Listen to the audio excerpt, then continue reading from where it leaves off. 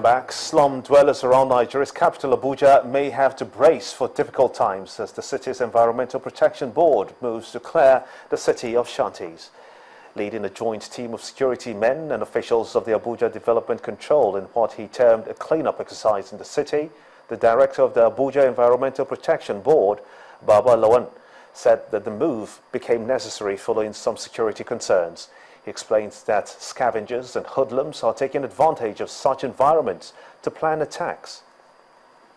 This space ought to be a motor park where commuters are expected to board their buses to their destinations. But before this cleanup exercise, it was overtaken by scavengers who both reside and store their wares here. Now they can only watch helplessly as government officials move in to clear this space they once occupied. The Director General of the Abuja Environmental Protection Board, who led this team, said the exercise was an enforcement of a ban on scavenging within the Federal Capital Territory, which the scavengers are aware of. We are clearing this motor park which has been occupied by scavengers. You know, clearly yesterday I called the leadership of the scavengers and I addressed them in my office that they are no longer wanted within the city. All activities bordering on scavenging, on bins, going around, collecting all sorts of recyclables are not tolerated within the city now. They are mainly restricted to our dome site, which is at Gosa, at Ajeta, at Buari. So these are the places where we allowed them to go and do scavenging. But certainly within the FCC and the FCT as a whole, scavenging is now banned. In fact, it has already been banned. But now we reiterated to their leadership that they are no longer required, their services are no longer required within the city, and any person who is found to be scavenging will equally be arrested. But some of the occupants, the scavengers, insist that they were not given any prior notice. I don't tell in this place about almost 25 years in this place. Why would they do this business? Because this one way they talk, say, we want to come pack our properties today. No any date where they go, they don't give us notice. They just talk, say, make we come pack our properties. So that's why we could get motor where would they pack our properties. Because this government, this thing where they do for us, we are not happy. Officials of the city's Environmental Protection Board also said that the move to ban scavenging was informed by security tip-offs, even though the scavengers disagree. We remove them simply because of insecurity. And, you know, the cats and then the bags that they are carrying and the wheelbarrows they are pushing, we don't know what they are carrying. You know, anything can happen. And the other thing is the insurgents will also take advantage. So security, we people who do this business, we are a union. We have ID card, we are union, we have a register for CSC, everything we get it. So after this, we have an ID card, we keep our own member everywhere. If our member go, then if you don't see their own ID card, they go collect it. Abuja has had its fair share of terror attacks since insurgents intensified their attacks, targeting public places like markets and motor parks in recent times. The crisis in the National Union of Road Transport Workers in Owerri local government area, Delta State, South Nigeria, is far from over. There's been fierce violence for some days now, leading to the highways being blocked and closure of the motor parks. Two factions of the Union of Road Transport Workers are contesting the top leadership position for various motor parks in the local government area. The state government has been called to wade into the issue to avoid bloodletting.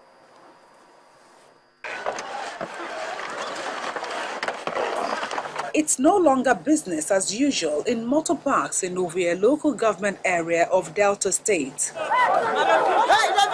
Peace has eluded the parks owing to violence, which led to the blockade of the highways. Authorities in Owerri Local Government Council are not happy with the current situation. They claimed that certain people have forcefully taken over the commercial motor parks in a fight for the leadership of the transport union.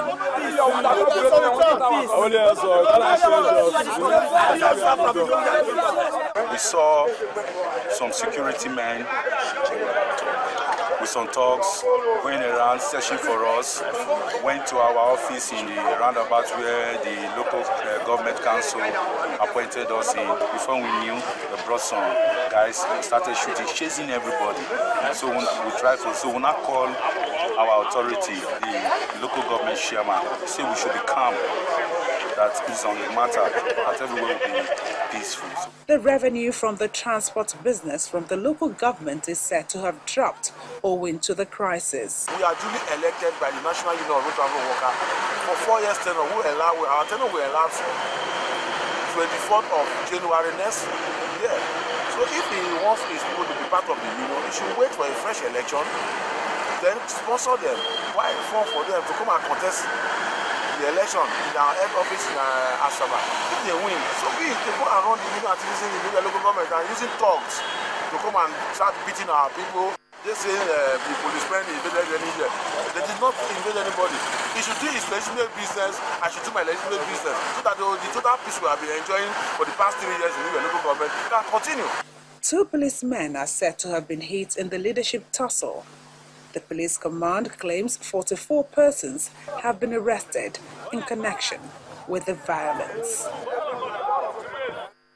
Nigeria has given its word to provide logistic support to Benin Republic in the fight to stop the smuggling of banned goods between the two countries. This formed part of the agreement to implement the protocol of the Economic Community of West African States on the transit of goods across the borders. There was also an agreement that all second-hand vehicles being imported into Nigeria through Benin Republic will be handed over to Nigeria's customs officials for the payment of import duty and proper documentation.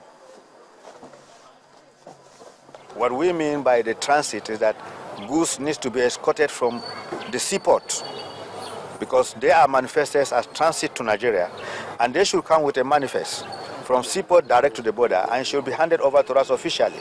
That is what we are after. Not that when they come in, they park in their garages or in their car parks within their local community, and that is the end.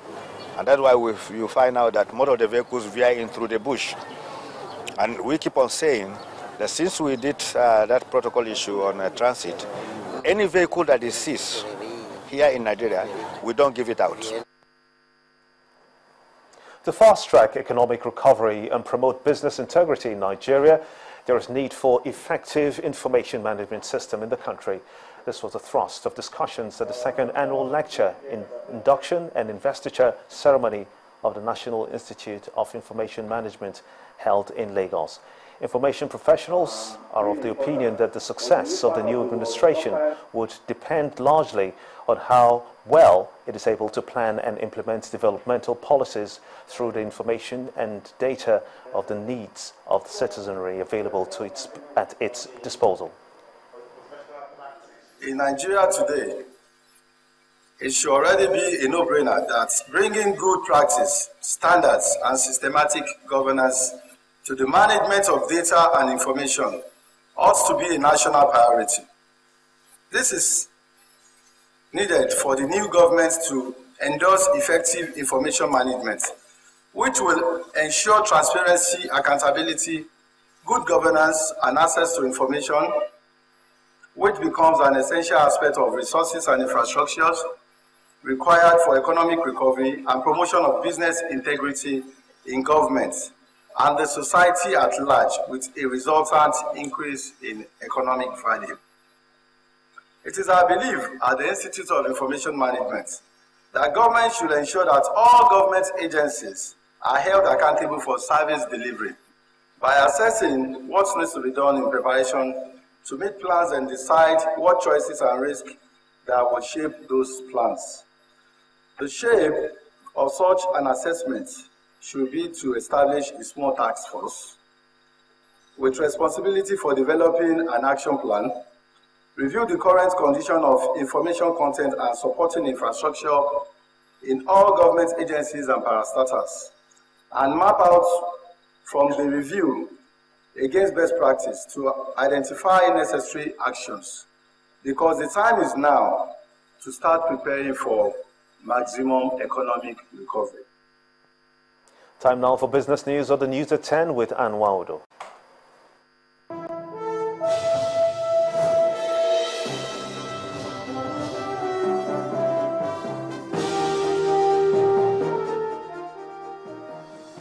Hello, welcome to Business News. Commercial banks across the country have halted the acceptance of US dollar depositing to domiciliary accounts. The move, which appears to be having the backing of the central bank, aims to discourage speculations of the naira.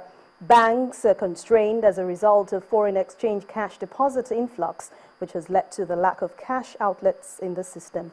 The central bank said that the naira, which has lost around 15% against the US dollar, is appropriately priced at the interbank market at 197 naira to the greenback. However, the naira has continued to weaken on the parallel market, falling as low as 242 naira to the US dollar.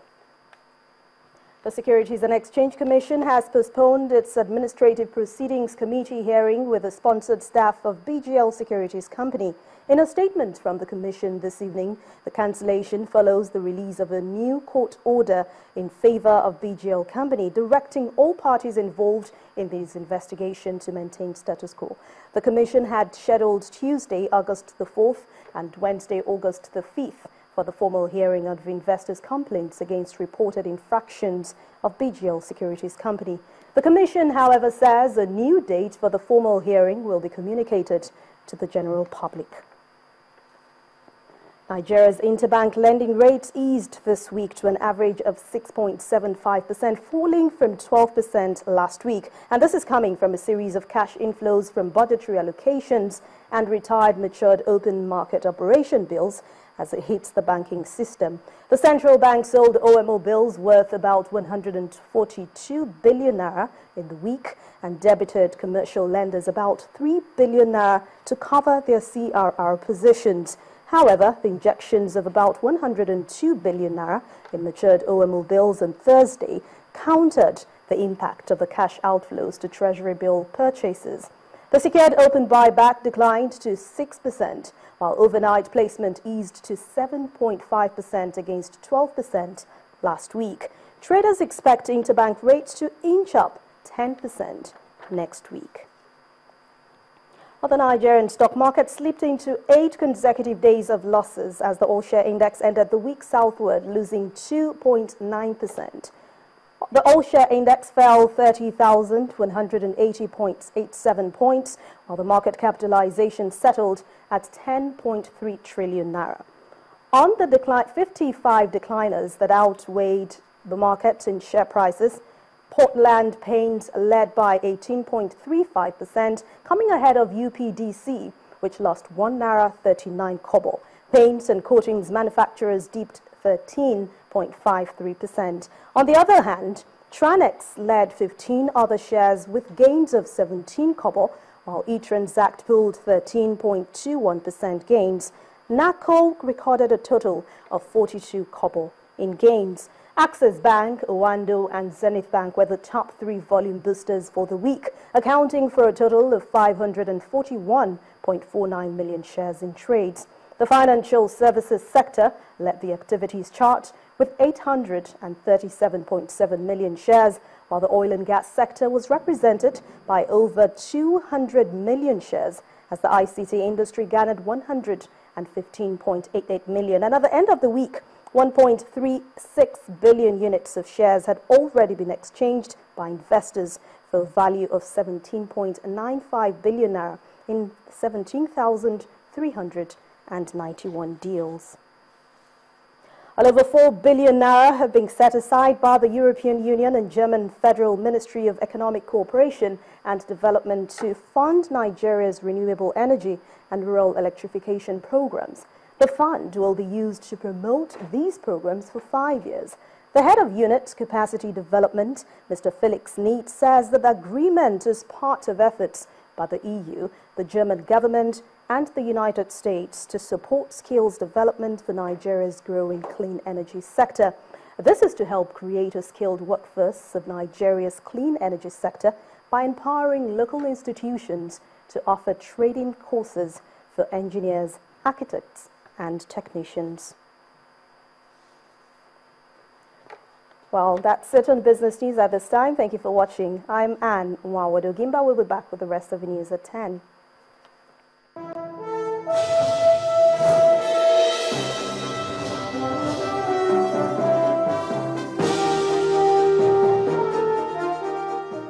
ahead on the news at 10. Super Eagles left back Juwon Oshaniwa joined Scottish Premier League club Hearts on a 3-year deal. Stay with us.